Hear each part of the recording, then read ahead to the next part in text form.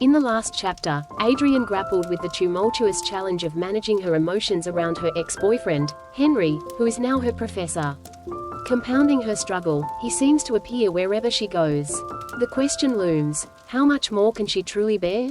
Dive into Chapter 9 of The Professor's Muse.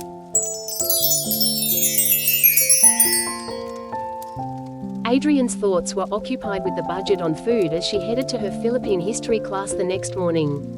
She hoped she had the energy just to prepare her lunch and avoid spending anything at the cafeteria. Then she remembered that the last time she ate was at 8 p.m. last night, and doubted that she can hold off feeding herself until past noon. A sandwich will have to do then. It wouldn't be smart to get sick trying to save a few bucks, she thought as she headed for the stairs. Thinking she should come up with a healthier eating habit now that she has to use her brain for much memorization again. A trip to the grocery store to stock up on snacks that she can easily carry seems to be in order. Nuts and crackers to keep in her school bag to avoid starving herself before mealtimes. Eliza loves to buy those, maybe she'd ask for some. Almonds and cashews can be pricey. The thought of calling her friend made her wince, her stony silence proving she's still upset with Adrienne. She ought to call Eliza later and apologize properly, or maybe she'd drop by her place tomorrow instead. Her best friend wouldn't be able to resist an offer of a sleepover.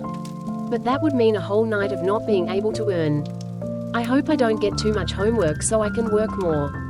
She muttered to herself as she climbed the stairs. Phew, she said as she reached the third floor landing. Free cardio. She wiped her forehead with her handkerchief. You still talk to yourself when you're thinking, said a voice that made her jump. She turned to see Henry standing behind her. Why are you always behind me? Are you stalking me? She thought angrily. Her muddled thoughts were making it impossible to respond. He doesn't seem to be waiting for one though. What's your first class today? He asked in apparent interest. She hesitated. Did she need to answer that? She mused. Philippine history. She replied stiffly, then added pointedly, it starts at 7 a.m. His expression remained pleasant. I see. Have a great day then. Thanks, sir. She replied, a hint of sarcasm in her tone, and headed to her classroom. She grabbed the door handle and glanced back. He's still standing where she left him, watching her. What do you want, Henry? She wanted to shout at him. Instead, she went inside the classroom and closed the door. The next period was spent with her gaze fixed blankly on the board, not absorbing anything Professor Duarte was saying. She was glad that she did advance reading, so she was able to respond when she was called to answer a question, but she went back to her deadpan stare at the board afterward. When the bell rang, she got up and had to pause to get her bearings back. The encounter with Henry still had her feeling confused. This is the second time he has been in the same place. It can't be a coincidence, is it? Then there was that time when he was watching her from the third floor of the CS building.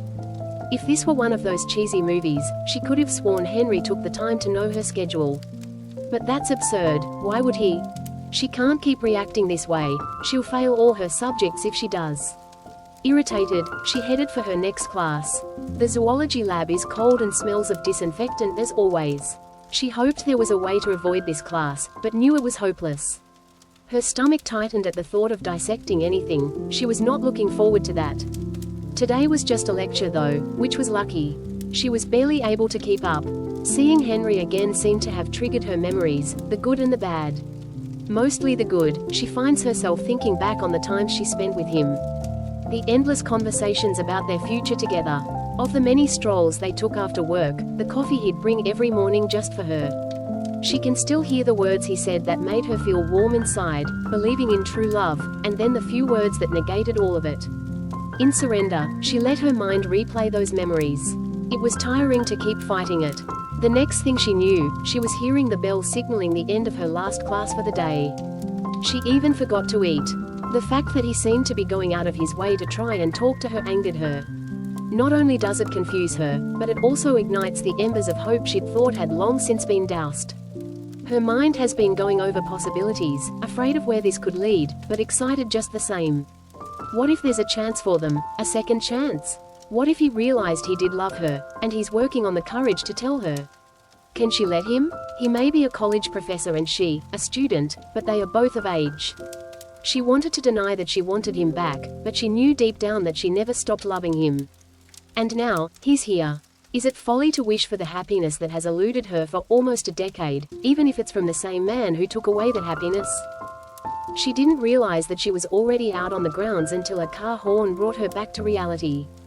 This is no longer healthy, she told herself quietly, heading towards the train station. With a tired sigh, she glanced back at the building she had just exited and reminded herself that she had worked too hard to get here only to be this distracted. Standing by the entrance, his expression that of a conflicted man, was Henry. His expression softened as soon as their eyes met, a sad smile on his lips. And her heart, dormant for a long time, began to race in response. She didn't smile back.